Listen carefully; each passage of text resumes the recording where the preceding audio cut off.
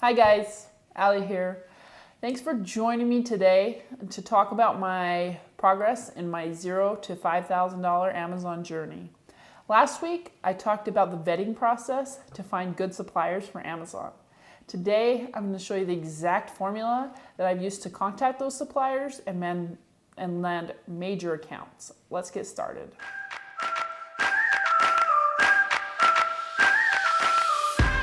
First things first. I always start with a call. Most of the time I end up sending an email, but there's always a chance that I'll hit the right person at the right time with a phone call. And that contact can go a long way in making my application process and my reaching out process faster. Before I make a call, I have all my business information at my fingertips. This includes my sales tax ID, my sales numbers from the last year, and some trade references. Many wholesale companies will have their customer service reps ask screening questions to weed out unqualified buyers, so it's really good for me to be prepared to answer questions up front. Now, I'm ready to get down to business. I'm on the phone, I've gotten past the secretary or customer service rep, and I'm finally being transferred to the right contact. This part is all about selling myself. The best suppliers pick their clients carefully. Their goal is to make money with the smallest time investment possible. They don't want to spend time weeding out small fish. This is the moment that I try to supersize my business, to get their attention by acting bigger and more confident than I really am. First, I introduce myself and clearly state why I'm calling and what I'm looking for. For example, if I were calling a toy company, I would say, "Hello, I'm a purchasing agent for Allie's Toy Stores based out of Lansing, Michigan. I'm looking to purchase a pallet of Wowie dinosaur fingerlings for our store. What are the first steps that I need to take to work with you guys?" Use numbers to your advantage.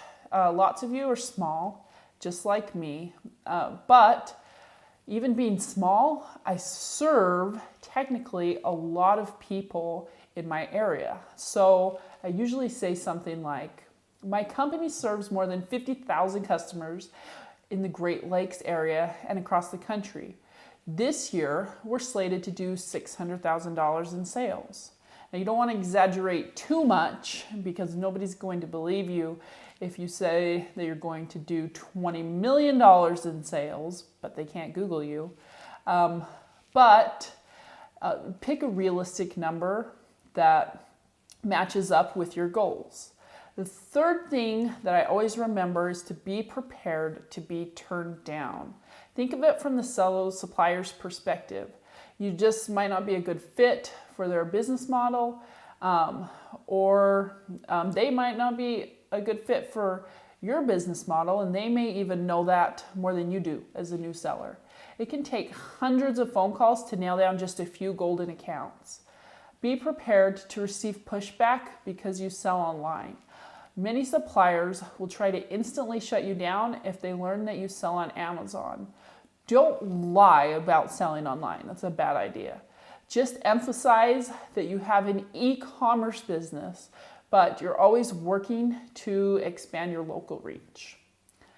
The most important thing I learned when I started calling suppliers was to watch my tone. At first, I came across as a little nervous. I asked questions that I could have Googled, and I didn't know how to answer some of the inquiries about my annual sales because I didn't have any solid numbers yet.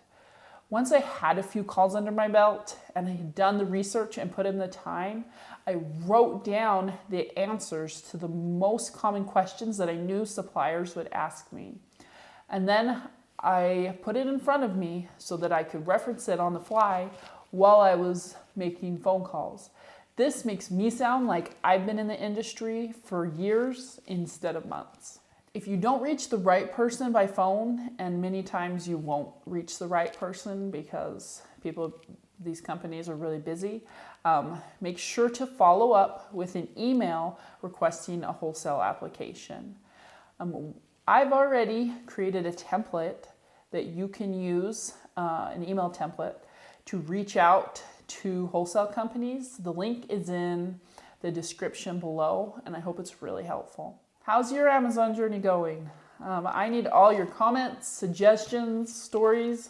Whatever I can get is really helpful to me as I'm on this journey. So please leave something for me below. Thanks for watching, and I'm excited to see you guys next week.